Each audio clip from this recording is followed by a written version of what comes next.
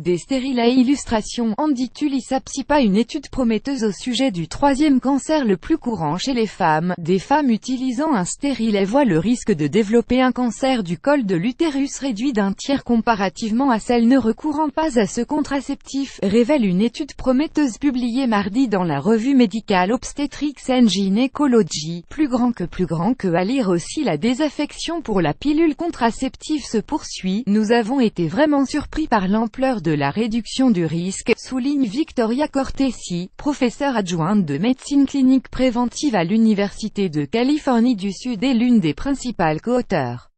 La possibilité qu'une femme puisse minimiser le risque de cancer de l'utérus en choisissant ce mode de contraception pourrait potentiellement avoir un très grand impact sur la fréquence de ce cancer, juge-t-elle.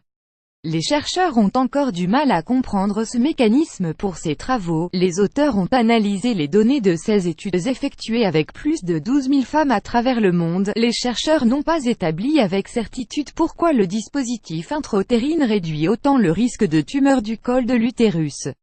Mais ils citent la possibilité que ce contraceptif stimule une réponse du système immunitaire qui aiderait à combattre des infections responsables du cancer provoqué par des papillomavirus humains. Plus grand que à lire aussi. Une piste prometteuse pour mettre au point une pilule masculine efficace. Plus de recherches doivent toutefois être menées pour comprendre le mécanisme biologique qui procure cette protection. De ce fait, il est prématuré, selon les experts, de recommander à un plus grand nombre de femmes d'utiliser ce dispositif intra-utérine.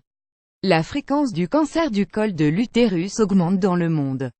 Quelques 528 000 femmes ont reçu ce diagnostic en 2012 et 266 000 cette même année, selon l'Organisation mondiale de la santé.